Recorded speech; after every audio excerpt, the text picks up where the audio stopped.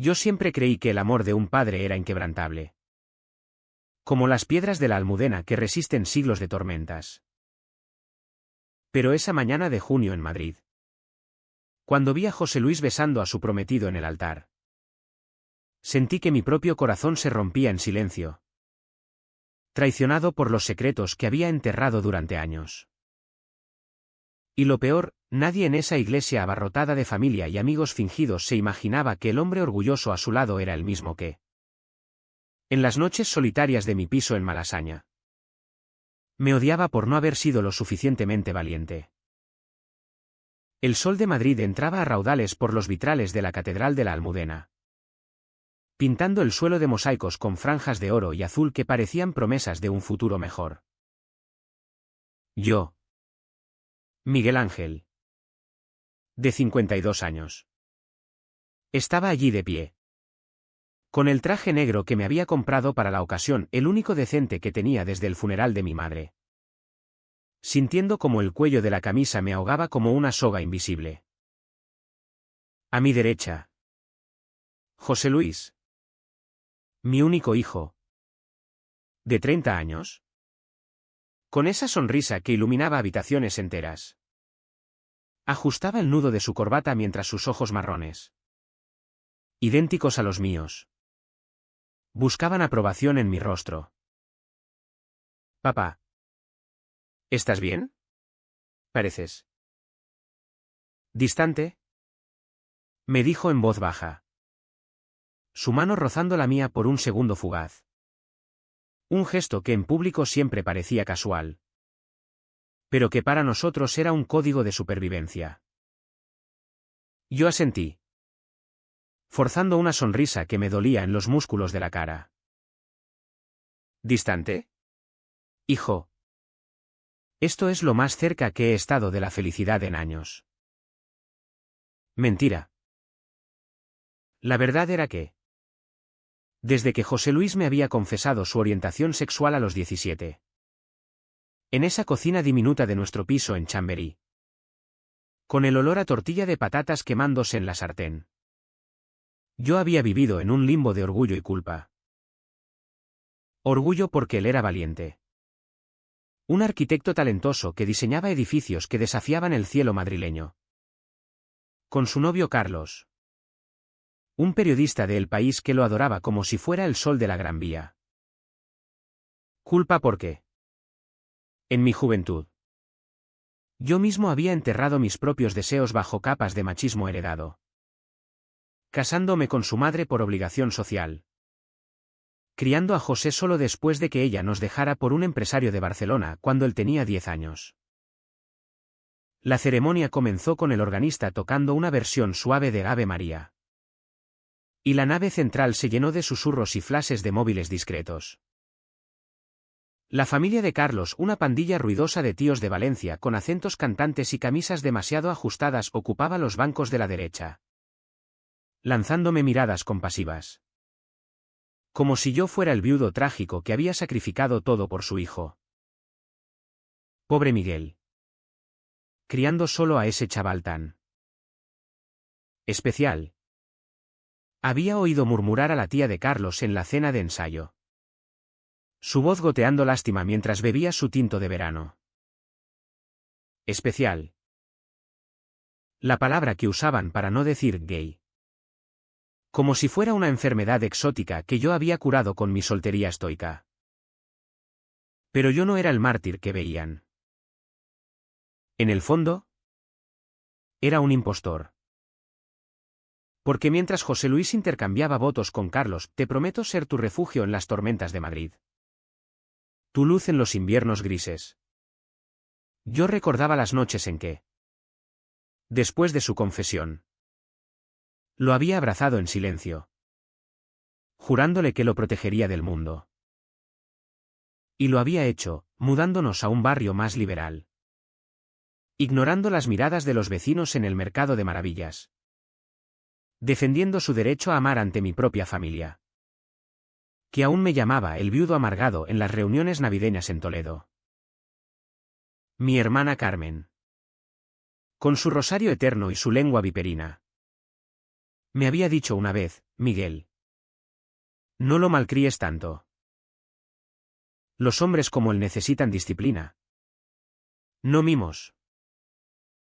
Yo le colgué el teléfono esa noche. Pero sus palabras se clavaron en mí como astillas. El sacerdote.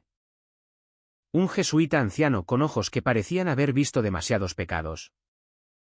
Bendijo el anillo con una sonrisa indulgente. En el amor. No hay barreras que el Señor no pueda derribar. Proclamó. Y el eco reverberó en las bóvedas altas. José Luis se giró hacia mí. Su rostro radiante.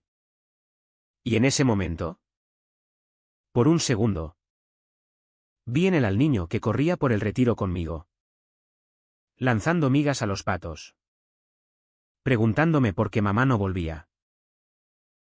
Te quiero, papá, articuló sin sonido. Y yo sentí un nudo en la garganta que me impidió responder. En cambio, aplaudí con los demás. Mi palma chocando contra la de un primo lejano de Carlos que olía a colonia barata y me dio una palmada en la espalda. Bien hecho. Campeón. No es fácil criar a un hijo así solo. Así. Otra vez esa palabra. Como un guante de boxeo suave que esconde un puñetazo. Caminamos hacia la salida. El confeti de pétalos de rosa cayendo como nieve de verano. Y el flash de los fotógrafos independientes contratados por la pareja iluminando mi rostro sudoroso. Afuera. En la plaza de la Almudena. El sol pegaba fuerte. Y Madrid bullía a nuestro alrededor, turistas con mapas arrugados. Vendedores de abanicos. El tráfico de la Cuesta de la Vega rugiendo como un animal herido. José Luis y Carlos posaron para las fotos oficiales. Sus manos entrelazadas. Y yo me quedé a un lado. Sosteniendo el ramo de la madre ausente, un gesto simbólico que nadie notó. Sintiendo como el peso de esa corona de lirios blancos me recordaba mi propia esterilidad emocional. La recepción fue en un salón privado del Hotel Urban. En la carrera de San Jerónimo. Un lugar elegante con techos altos y murales de azulejos que evocaban el Madrid de los Austries. Las mesas estaban adornadas con centros de lavanda y olivo. Y el menú paella valenciana adaptada con toques madrileños. Como chorizo ahumado olía a hogar y a fiesta. Yo me senté en la mesa principal. Flanqueado por la familia de Carlos y una prima lejana mía que había volado desde Sevilla solo por apoyar al pobre Miguel. Bebí mi primera copa de Rioja con manos temblorosas. Observando cómo José Luis bailaba el primer vals con su marido. Sus cuerpos moviéndose con una gracia que yo nunca había tenido en mis brazos torpes. ¿Sabes? Miguel. Eres un ejemplo para todos nosotros. Me dijo entonces Elena. La madre de Carlos. Una mujer de 50 con pendientes de perlas y un vestido azul que gritaba dinero viejo. Su mano en mi antebrazo era cálida. Pero sus ojos decían otra cosa, lástima por el padre soltero que había sobrevivido a criar a un hijo diferente. No todos los padres habrían estado tan abiertos. Mi Carlos dice que eres como un santo. ¿Santo? La palabra me revolvió el estómago. Si supieran que, en las profundidades de mi alma, yo había luchado no solo por él, sino por mí mismo o por esos recuerdos enterrados de mi juventud en los años 80. Cuando en las sombras de los bares de Chueca, antes de que se convirtiera en el epicentro del orgullo, yo había rozado labios que no eran los de mi esposa. Solo para huir aterrorizado al amanecer.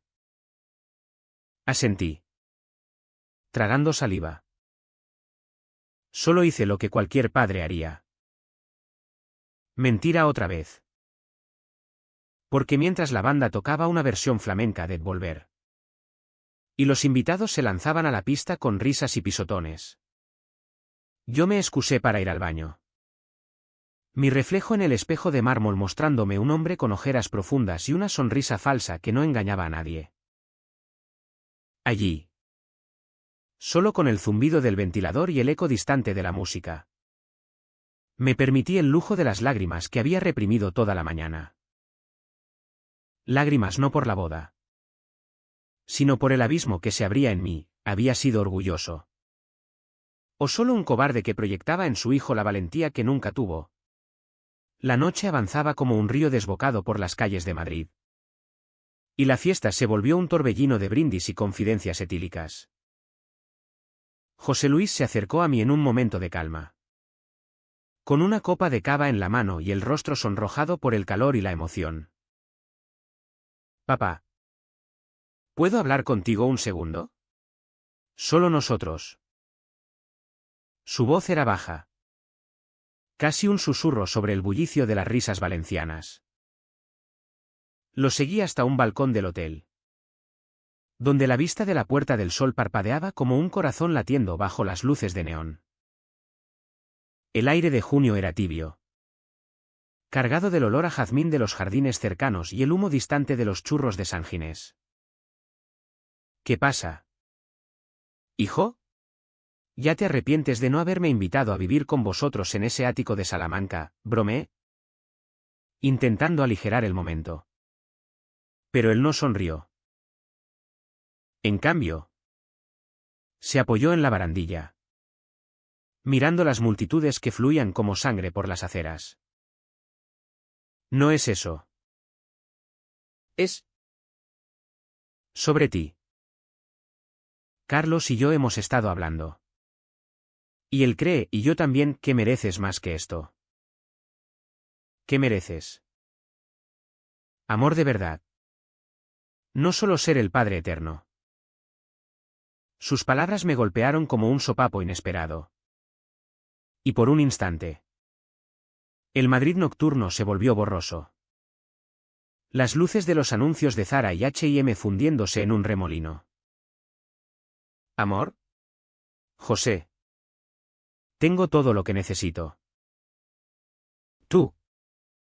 Este día. Es suficiente. Pero mi voz se quebró, traicionándome. Y él lo notó.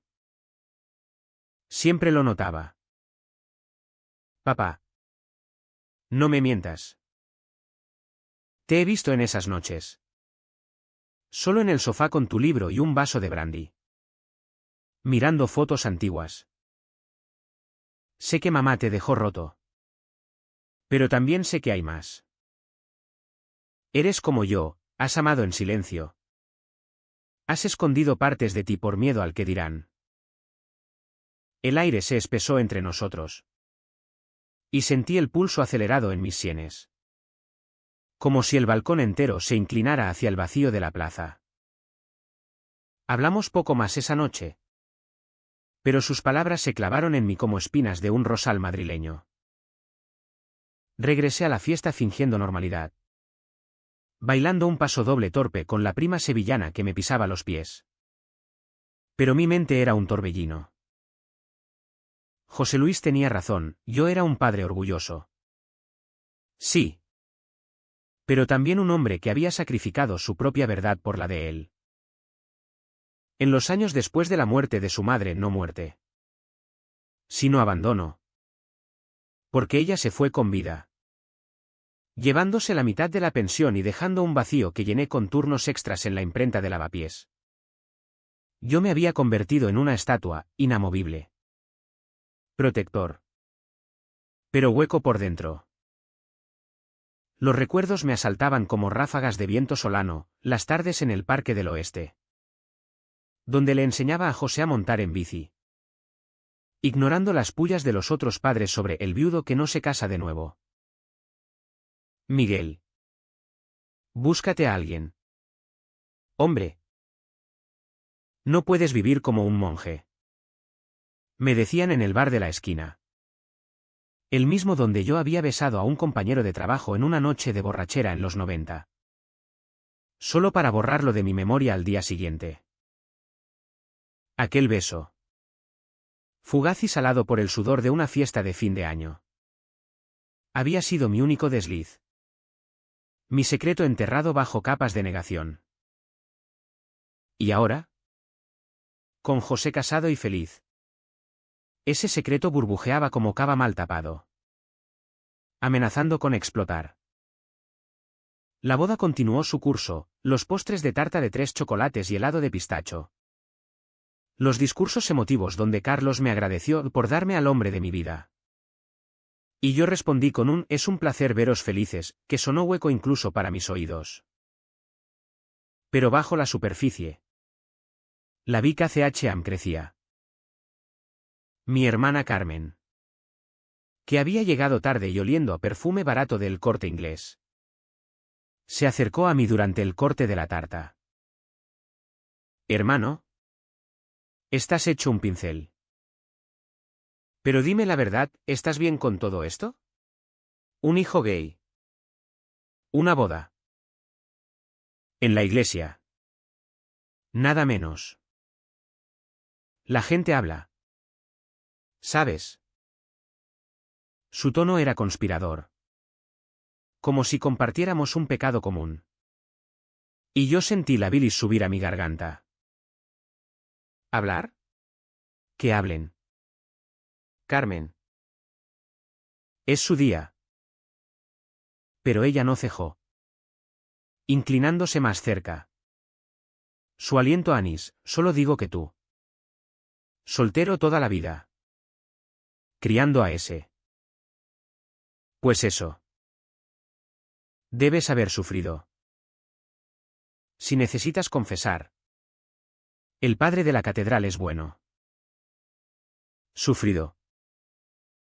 La palabra que resumía mis 30 años de silencio, las noches en que, después de arropar a José, me masturbaba pensando en cuerpos masculinos que veía en las películas prohibidas de la tele por cable.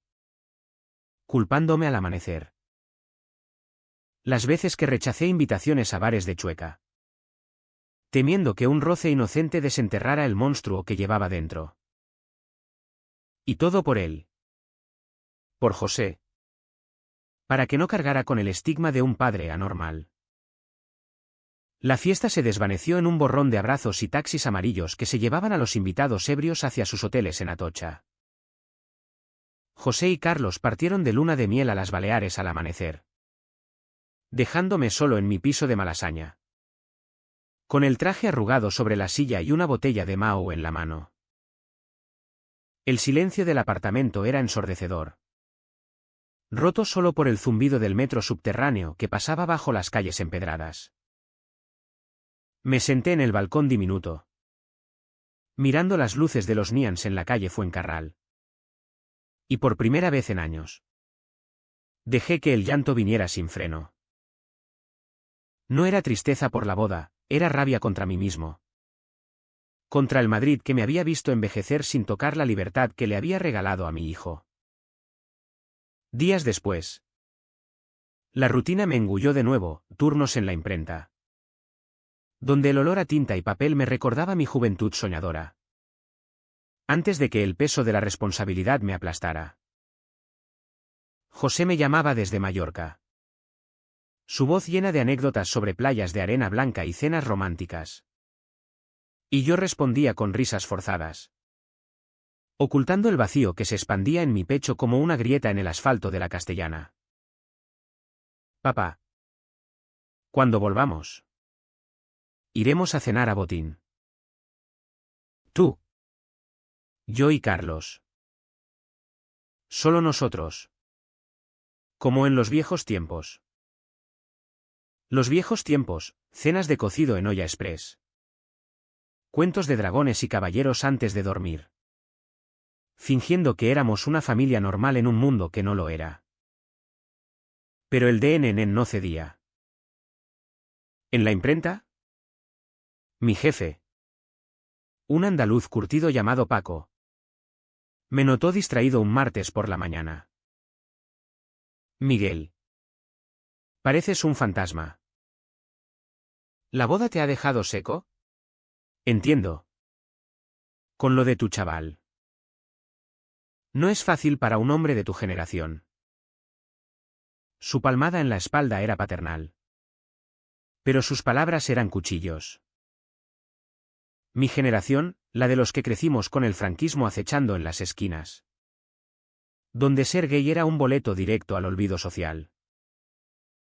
Yo había protegido a José de eso. Mudándolo de colegio cuando los rumores empezaron en la ESO. Ignorando las cartas anónimas en el buzón que decían maricón y su padre cómplice. Una noche. Solo en el bar de la esquina El Vitruvio. Con sus mesas de madera rayada y el olor eterno a jamón. Me topé con un viejo conocido de la juventud, Raúl. Un excompañero de la imprenta que ahora regentaba una librería en Chueca. Nos reconocimos por las arrugas compartidas y el cansancio en los ojos. Miguel Ángel. Coño. ¿Cuánto tiempo? Sigues soltero y amargado, bromeó. Sirviéndome un carajillo sin preguntar. Hablamos de todo y de nada, del Madrid que había cambiado con el metro rosa. De los Pride que llenaban las plazas de banderas arcoíris. De cómo José se había casado con todo el glamour. Pero entonces. Raúl se inclinó sobre la barra. Su voz baja, oye.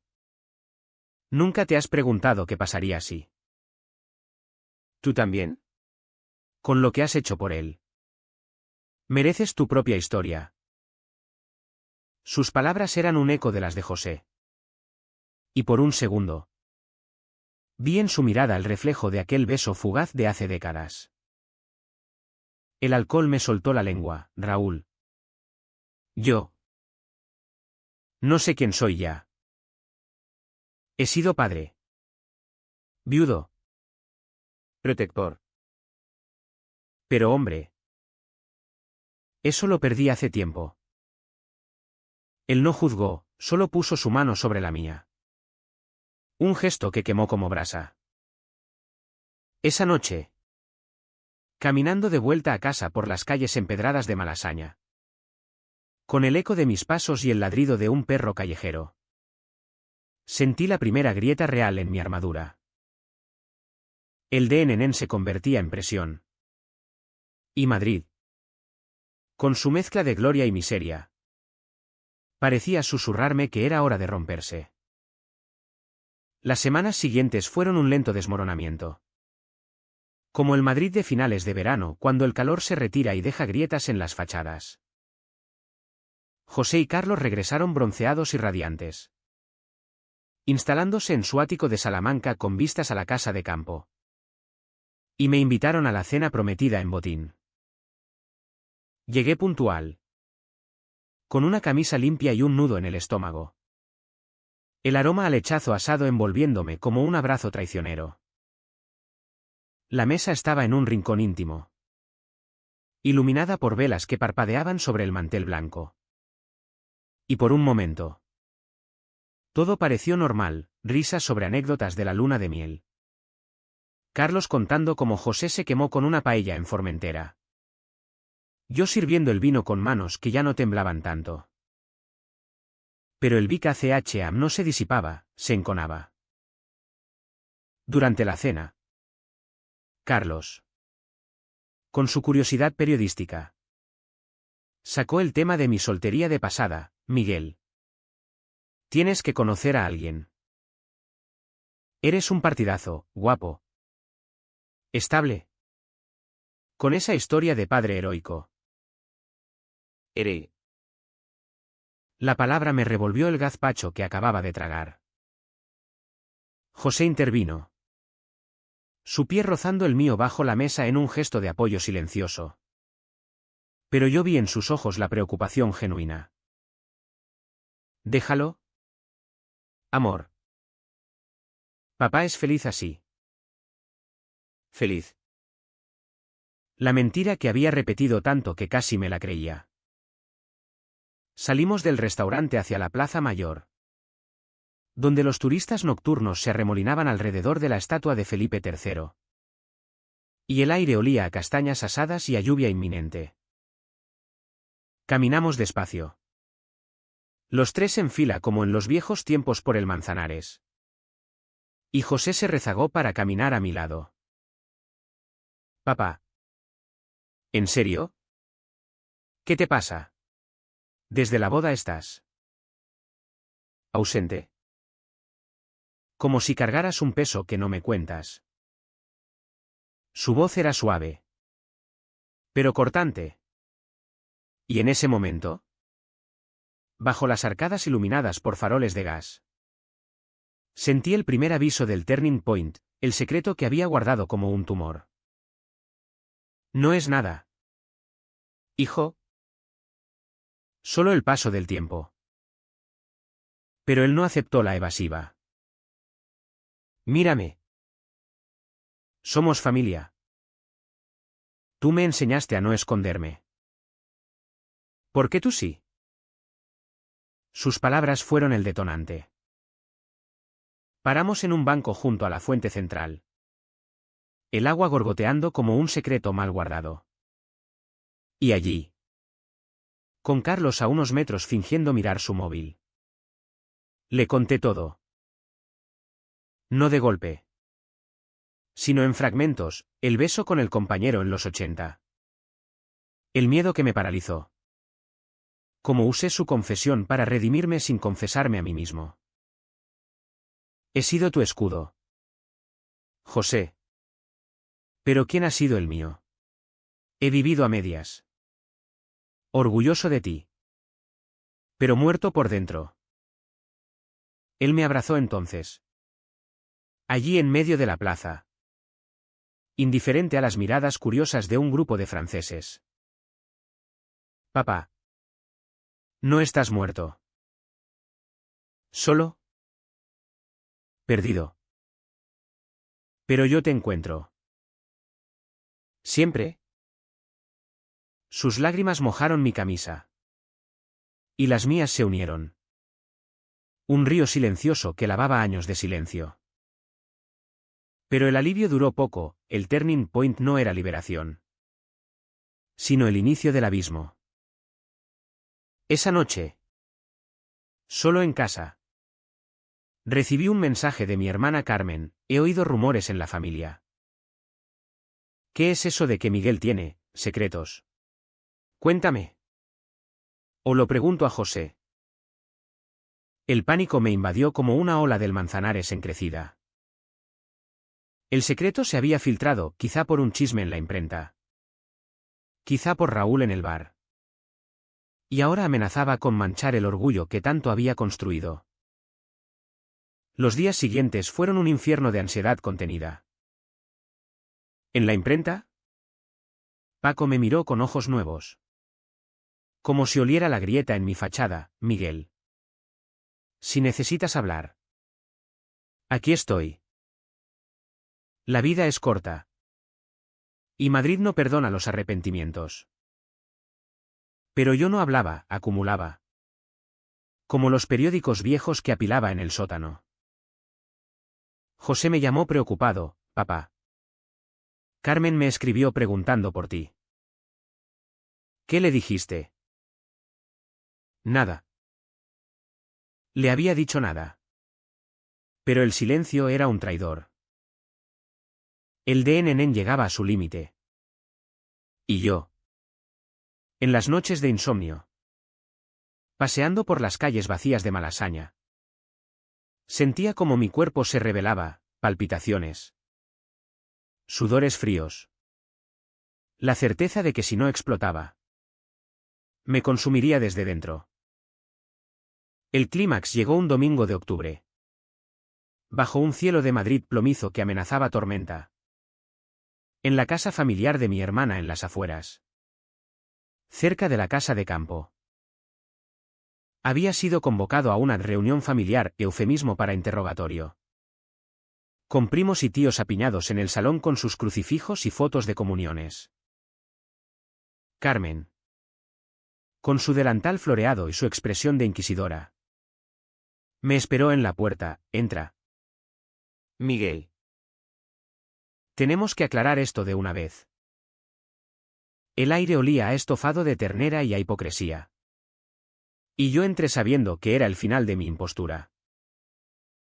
Se sentaron todos alrededor de la mesa de roble. Vasos de agua y platos de bizcochos intactos. Y Carmen abrió el fuego. Dinos la verdad. Hermano. ¿Eres como José? Por eso lo has mimado tanto. Soltero toda la vida. Las palabras cayeron como plomo. Y el silencio que siguió fue ensordecedor. Roto solo por el tic-tac de un reloj de pared que marcaba mi pulso acelerado. Miré sus rostros expectantes. Juzgadores. Algunos con lástima. Y sentí el dolor transformarse en una furia fría. Lógica. Como el filo de un cuchillo madrileño. No soy, como José. Respondí. Mi voz firme por primera vez en años. Resonando en la habitación como un trueno lejano. Soy gay. Siempre lo he sido. Lo negué por vosotros. Por la familia que me enseñó a enterrar el alma bajo el machismo. Crié a José solo. Lo protegí de vuestras lenguas venenosas. Asistí a su boda con orgullo porque él tuvo el valor que yo no. Pero ya basta. No soy vuestro santo ni vuestro mártir. Soy Miguel Ángel. Y merezco vivir. El caos estalló, exclamaciones ahogadas. Una tía santiguándose. Un primo murmurando escándalo. Carmen palideció. Su mano temblando sobre el crucifijo, pero ¿cómo? Después de todo lo que hemos rezado por ti. Yo me levanté. El corazón latiendo con una libertad aterradora. Y caminé hacia la puerta sin mirar atrás. Rezad por vosotros mismos. Carmen. El orgullo no se hereda, se elige. Afuera. La lluvia empezó a caer en cortinas gruesas. Empapándome hasta los huesos mientras caminaba hacia el metro. Pero por primera vez. No sentí frío. Solo alivio. Crudo y real. En las semanas que siguieron al estallido.